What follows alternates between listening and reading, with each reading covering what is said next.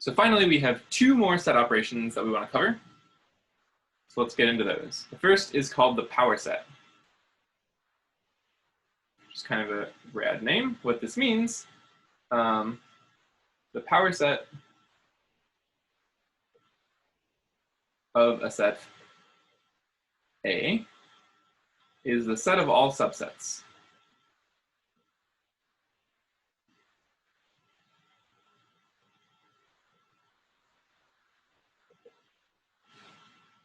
So, for example, well, let me first say it's denoted sort of scripty P, but I'm not going to be too picky about it.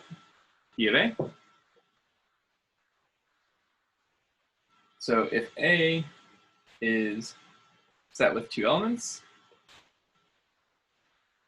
then P of A, what are all the subsets of this? So first of all, don't forget the empty set and the whole thing.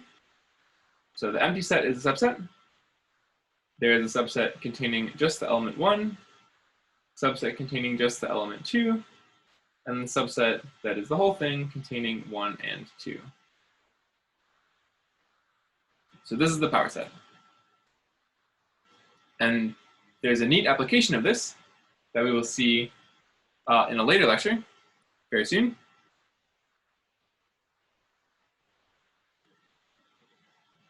So the power set is always bigger than A,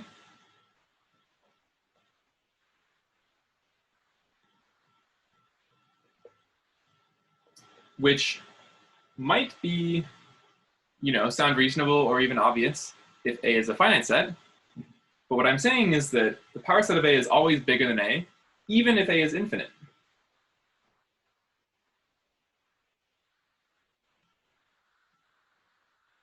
So this is a really neat topic, and we will make sense of different sizes of infinity in a couple of days when we talk about cardinality of sets. It's really fun to talk about. But we'll have to come back to that. The last thing I want to talk about is Cartesian product.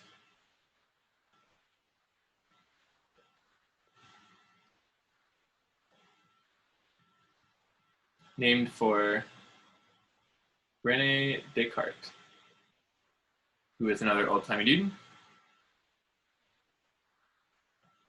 So the Cartesian product of two sets A and B is denoted A cross B. It is a kind of product, so it uses a times sign. And it is the set of all ordered pairs A comma B, where A is from A and B is from B. So it's the set of pairs of elements, one from this set and one from that set. You can think of it as putting the two sets right next to each other.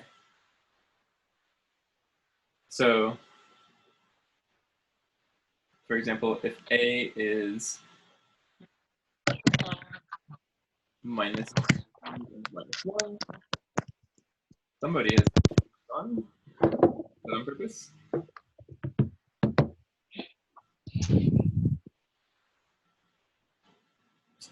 Cannot tell. All right. So A is -2, -1, and B is 1, 2. Then A cross B is equal to, and note that these are, to be precise, in case it's confusing, up here we were talking about subsets. We were denoting them by braces. Here these are not subsets, these are ordered pairs. So they do have an ordering, and that matters. And we denote them with parentheses. So all combinations, -2, 1, so that's this guy and that guy, right?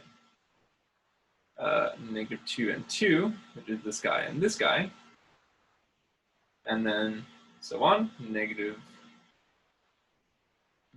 and 1, and -1 and 2. So this is how the direct product works. But let me say some nice examples or applications of this.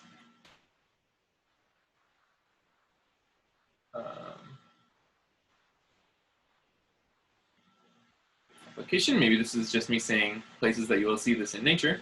So the Euclidean plane, so you can think of this as, you can think of this in terms of coordinates, right? So you have two axes, you have an x-coordinate and a y-coordinate, and each point is a pair of coordinates. So the Euclidean plane is the real numbers, Cartesian product, the real numbers. This is a very concrete, this is a very like concise way of writing this. And this is also a nice perspective because, so this is pairs of two real coordinates.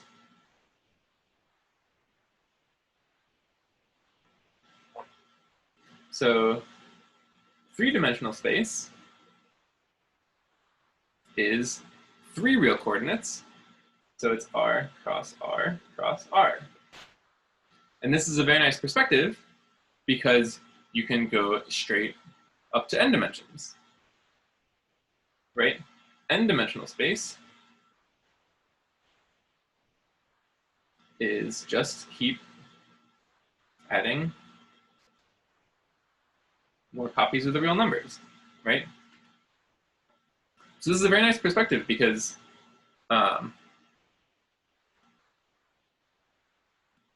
thinking about n dimensions without having sort of a mathematical footing is quite difficult. In particular, it's quite hard to start visualizing things beyond 3 dimensions. Even visualizing things in 3 dimensions is quite hard. But once you have this sort of notation and foundation to build on, writing down n-dimensional space is totally easy.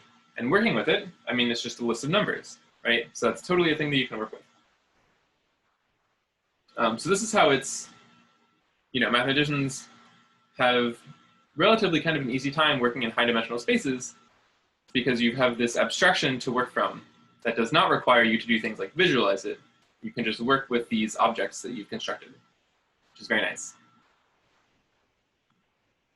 And just to link back to an example that I've given a bunch of times before, arithmetic operators are functions from, so they take in an ordered pair of integers and they give you back a new integer. So you can think of them as functions on this Cartesian product of two copies of the integers. And again, this is very much how you write things and how you think about things if you ever start going into abstract algebra. And of course, you can replace this with the rational numbers or the real numbers or anything where you have addition and multiplication. But this is a nice way of abstractly talking about what does addition mean? Well, it's a function on this Cartesian product. And so this is how you can start to talk about more general algebraic structures, because now you have abstracted it out to a very simple structure that you can now try to replace the integers with something else and see what happens there.